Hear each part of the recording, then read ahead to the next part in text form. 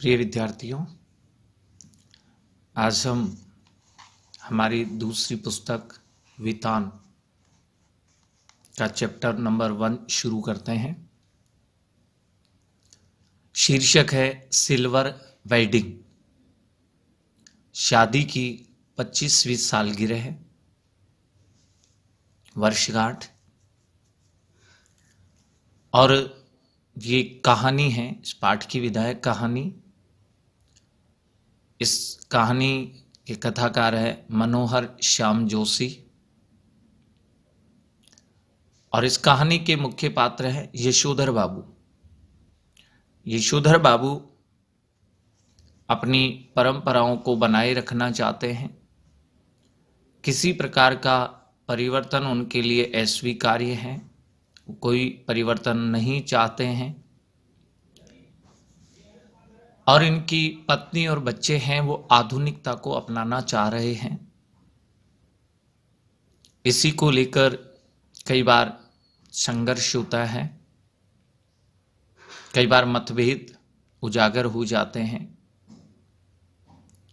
और यशोधर बाबू कहीं ना कहीं पीड़ित है कि आधुनिकता के लिए परंपराओं का त्याग ये बच्चे और पत्नी क्यों करना चाह रहे हैं।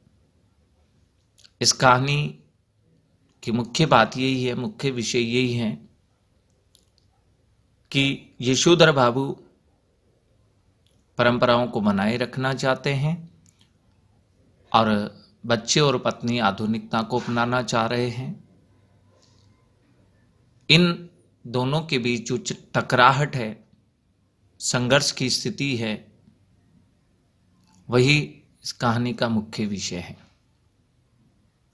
जब यशोधर बाबू की 25वीं शादी की वर्षगांठ मनाई जाती है,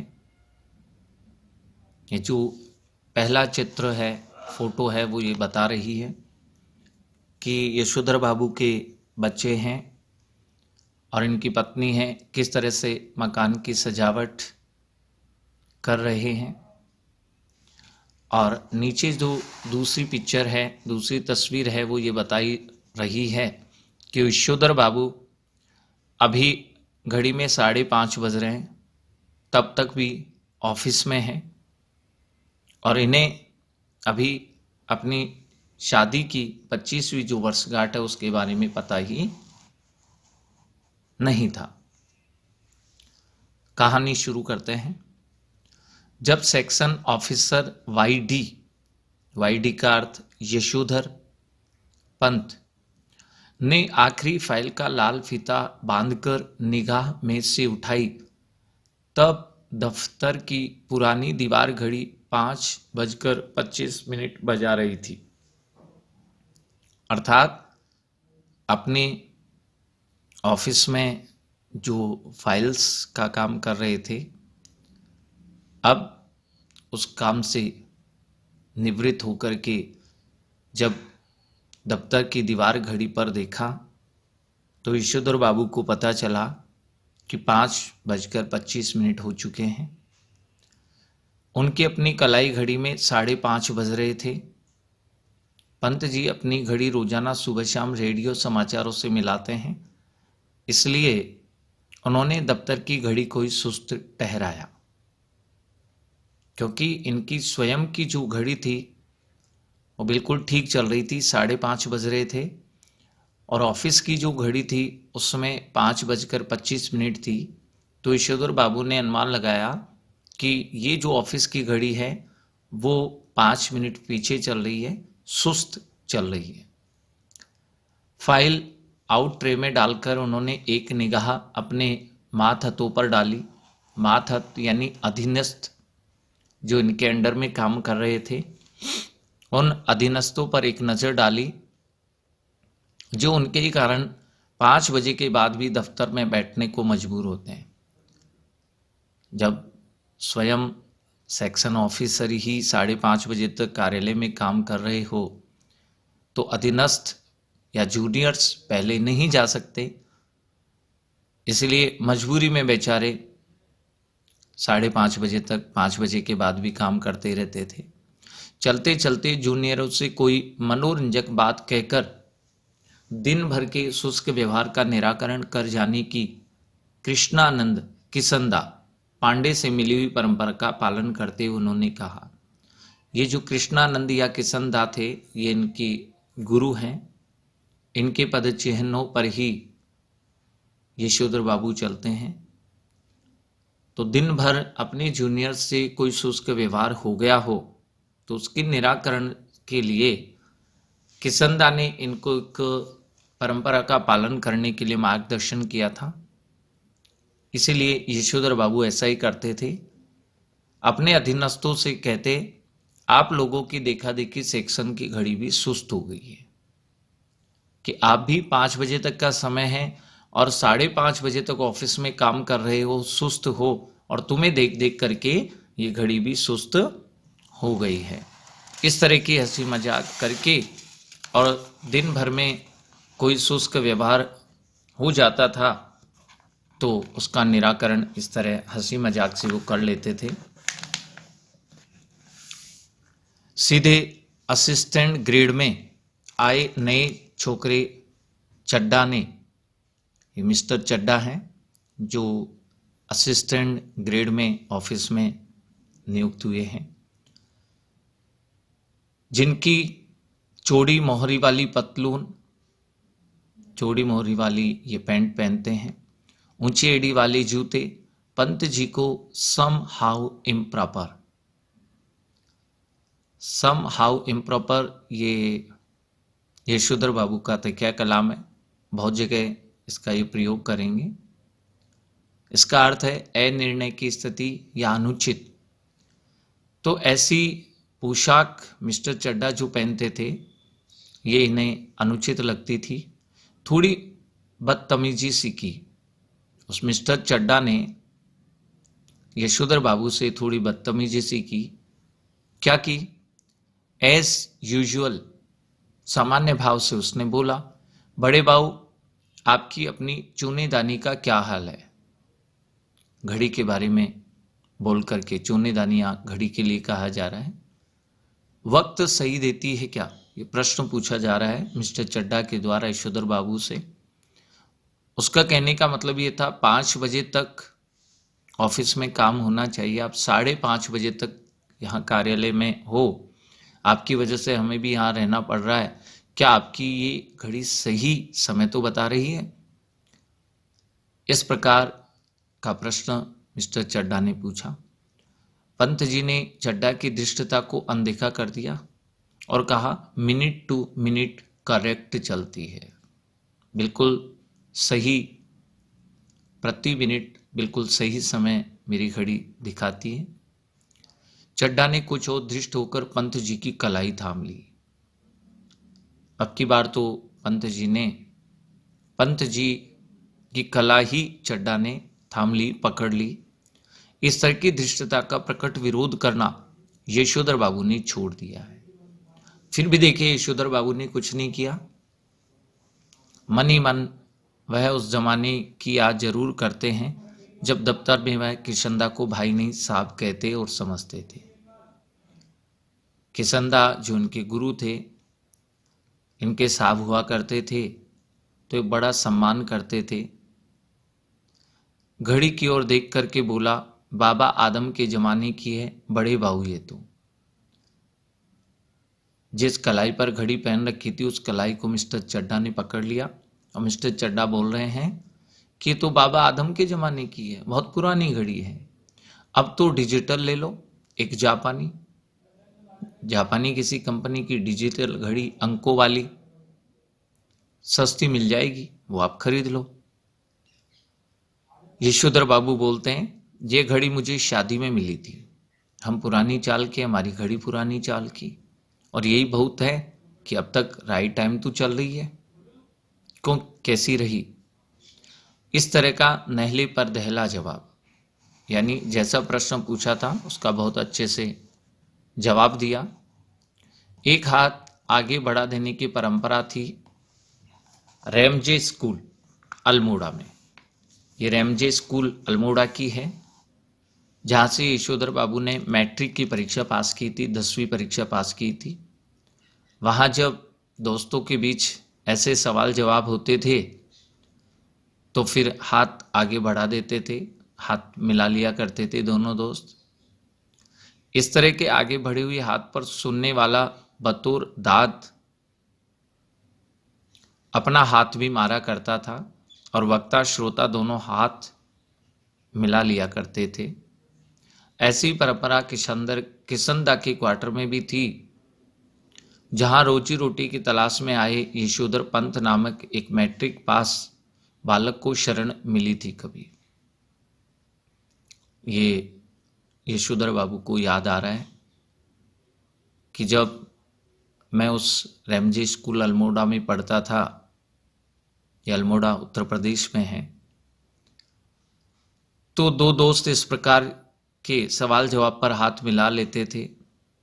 इसके अलावा ये भी यशोधर बाबू को आज याद आ रहा है कि जब मैं रोजगार की तलाश में यहाँ आया था तो किशनदा ने अपने ही क्वार्टर में मुझे शरण भी दी थी।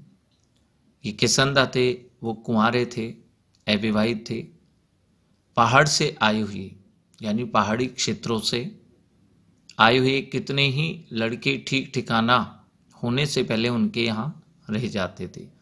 जब तक कहीं पर व्यवस्था नहीं होती थी, आश्रय नहीं मिलता था, तब तक ऐसे बच्चों को किशनदा शरण देते थे। मैस जैसी थी, उनके यहाँ पर जो भोजन बनता था वो भी इस प्रकार से बनता था कि मिलकर लाओ, कोई क्या ला रहा है, कोई क्या ला रहा है, सब मिलकर के पकाते थे और सब आराम से मिलजुल करके खाया करते थे। यशोधर बाबू जिस समय दिल्ली आए थे, उनकी उम्र सरकारी नौकरी के लिए कम थी।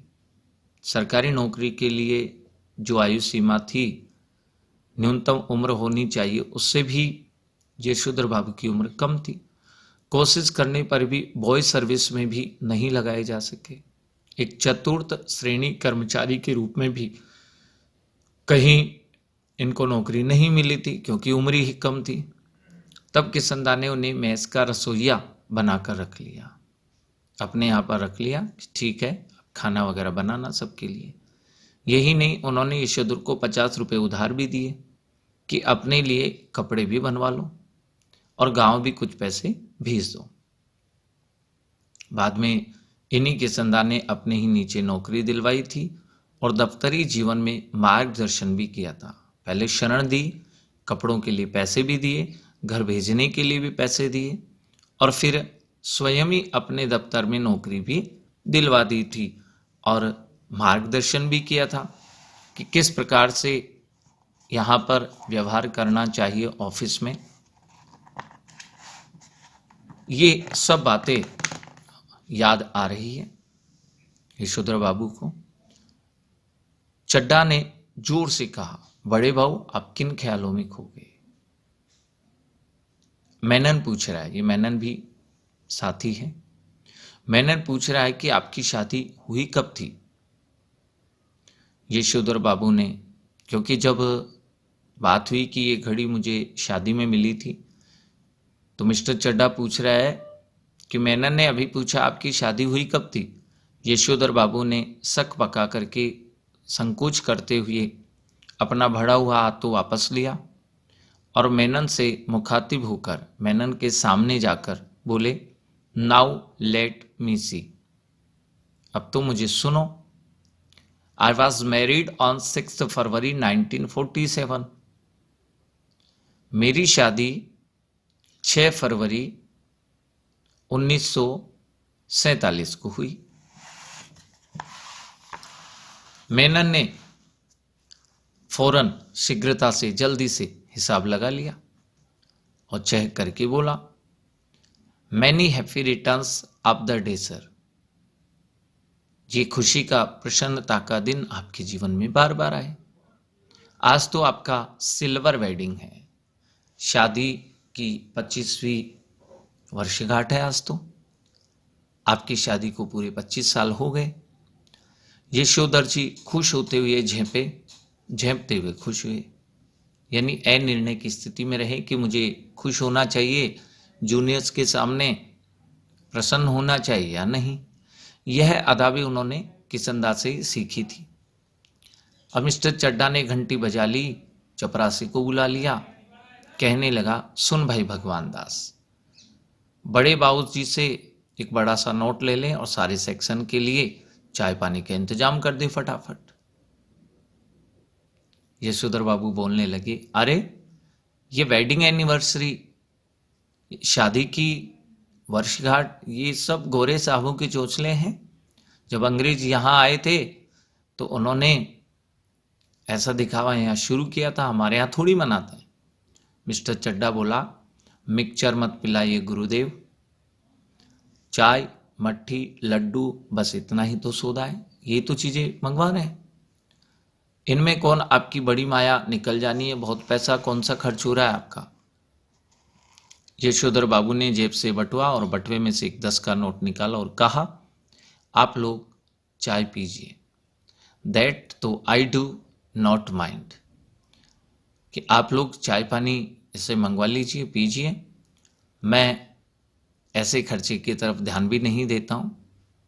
लेकिन जो हमारे लोगों में कस्टम ही नहीं है उस पर इंसिस्ट करना, आग्रह करना, कस्टम यानी रिवाज है, हमारे यहाँ रिवाज ही नहीं है, परंपरा ही नहीं है, और फिर उसके लिए आप इतना आग्रह कर रहे हैं, दैट मैं सम हाउ इम्प्रॉपर फाइंड कर रहा हूं, मैं इसे असामान्य, अनुचित महसूस करता हूं। चड्ढा ने 10 का नोट चपरासी को दिया और पुनः बड़े बाहू के आगे हाथ फैला दिया। एक नोट से सेक्शन का क्या बनता है, रुपए 30 हो तो चुग्गे भर का जुगाड़ करा सके, कि थोड़ा नाश्ता पानी करना है तो 10 रुपए से क्या होगा, कम से कम 30 रुपए तो चाहिए। सारा सेक्शन जानता है कि यशोधर बाबू अपने बटुए में 100-150 रुपए तो हमेशा रखते हैं, भले ही उनका दैनिक खर्च नगण्य है, नहीं के बराबर है, और बस टिकट का खर्च भी तो नहीं है, ये बस से भी नहीं आते इसलिए बस का टिकट इनको लेना है, ऐसा भी कोई खर्चा नहीं है। गोल मार्केट से सेक्रेटरिएट तक पहले साइकिल में आया जाया करते थे। ये गोल मार्केट में इनका सरकारी क्वार्टर मिला हुआ, वहाँ ये रहते हैं, वहाँ से सेक्रेटरिएट तक ये साइकिल से आते जाते थे। इधर पैदल आने जाने लगे हैं, अब पैदल आते हैं क्योंकि उनके बच्चे आधुनिक युवा हो चुके हैं और उन्हें अपने पिता का साइकिल सवार होना सख्त नागवार गुजरता है। इनके बच्चों को पसंद नहीं है कि मेरे पिताजी साइकिल से सचिवालय जाए, इसलिए बच्चों ने मना कर दिया। बच्चे ही कहते हैं कि साइकिल तो चपरासी लोग चलाते हैं। बच्चे चाहते हैं कि पिताजी आप स्कूटर ले लो, लेकिन पिताजी को समहाउ स्कूटर निहायत बेहुदा सवारी मालूम होती है और कार अफोर्ड नहीं की जा सकती, तो उसकी बात सोचना ही क्यों। यशोधर बाबू जानते हैं साइकिल से बच्चे आने नहीं देते हैं, स्कूटर यशोधर बाबू को पसंद नहीं है, और कार या अफोर्ड नहीं कर सकते हैं, कार का जो खर्चा है वो ये नहीं वहन कर सकते हैं, इसलिए कार के बारे में भी नहीं सोच सकते हैं। इसलिए इस समस्या से बचने के लिए इन्होंने अब पैदल आना ही शुरू कर दिया है। चड्ढा के जोर देने पर बड़े बाबूजी ने 10-10 के 2 और नोट दे दिए, क्योंकि चड्ढा ने कहा था 30 रुपए कम से कम चाहिए, तो एक नोट पहले 10 का दे चुके थे, अब 2 नोट और दे दिए। लेकिन सारे सेक्शन के इसरार करने पर भी, बड़ा आग्रह करने पर भी अपनी सिल्वर वेडिंग की इस दावत के लिए वो नहीं रुके। मातहत लोगों से, अपने जूनियर से चलते चलाते थोड़ा हंसी मजाक कर लेना किसंदा की परंपरा में है, यानी किसंदा ने इनको परंपरा में ये चीज़ सिखाई है। उनके साथ बैठकर चाय पानी और गप गपास तक में वक्त बर्बाद करना उस परंपरा के विरुद्ध है, क्योंकि किसंदा ने ये जरूर सिखाया है यशोधर बाबू को, तो जूनियर से कभी कभार हंसी मजाक तो कर लेना चाहिए, लेकिन उनके साथ चाय पानी या व्यर्थ की बातें कभी नहीं करनी चाहिए। इसलिए वो भी इनके साथ नहीं रुके। इधर यशोधर बाबू ने दफ्तर से लौटते हुए रोज बिरला मंदिर जाने और उसके उद्यान में बैठकर कोई प्रवचन सुनने अथवा स्वयं ही प्रभु का ध्यान लगाने की नई रीत अपना ली है। यशोधर बाबू दफ्तर से जब लौटते तो बिरला मंदिर जाते। ये दिल्ली में जो बिरला मंदिर है उसकी बात है। वहाँ भगवान के दर्शन करके उद्यान में बैठ जाते थे, कोई प्रवचन चल रहा होता सुन लेते थे या खुद ही बैठ करके भगवान का ध्यान लगा लेते थे। यह बात उनके पत्नी और बच्चों को बहुत अखरती है, अच्छी नहीं लगती है। बच्चे बोलते हैं, बब्बा आप कोई बूढ़े थोड़ी हैं, रोज रोज मंदिर जाते हो, इतने ज़्यादा व्रत करते हो, ऐसा इनके बच्चे कहते हैं। यशोधर बाबू इस आलोचना को अनसुना कर देते हैं, ध्यान ही नहीं देते हैं। सिद्धांत के धनी जैसा सिद्धांत किसंदा ने दिए हैं उनका पालन ये करते हैं, ये इनकी निशानी है। बिरला मंदिर से उठ करके यशोधर बाबू पहाड़गंज जाते हैं। यहाँ पर सब्जी मंडी है, घर के लिए साग सब्जियाँ यहाँ से खरीद लेते हैं। फिर किसी से मिलना मिलाना होता है तो यहाँ क्योंकि सब्जी मंडी है सब आते हैं, इसी समय मेल मिलाप कर लेते हैं लोगों से। भले ही ये दफ्तर से 5 बजे छूटते हैं, फ्री होते हैं, लेकिन रात 8 बजे से पहले ये घर नहीं पहुंचते हैं। आज बिरला मंदिर जाते हुए यशोधर बाबू की निगाह उस अहाते पर पड़ी जिसमें कभी किसंदा का 3 बेडरूम वाला क्वार्टर हुआ करता था और जिस पर इन दिनों एक 6 मंजिला इमारत बनाई जा रही थी। यानी जब अपने घर को लौट रहे हैं तो जिस स्थान पर इनके आदर्श या गुरु किसंदा का सरकारी क्वार्टर हुआ करता था, वो देखते हैं कि उसकी जगह पर तोड़ करके एक 6 मंजिला इमारत बनाई जा रही है। इधर से गुजरते हुए कभी के DIZ एरिया की बदलती शक्ल देखकर यशोधर बाबू को बुरा सा लगता है। सोचते हैं ये लोग सारा गोल मार्केट तोड़ करके यहाँ 1 मंजिला क्वार्टर्स की जगह ऊंची ऊंची इमारतें बना रहे हैं। यशोधर बाबू को पता नहीं कि लोग ठीक कर रहे हैं या गलत। ये जरूर पता है कि उनकी यादों के गोल मार्केट के ढहाए जाने का गम मनाने के लिए उनका इस क्षेत्र में डटे रहना निहायत ही जरूरी है। यशोधर बाबू ये निर्णय करते हैं कि भले ही सभी क्वार्टर्स को तोड़ करके यहाँ बहुमंजिला इमारतें बना दी जाए, लेकिन मैं मेरे क्वार्टर को खाली नहीं करूँगा।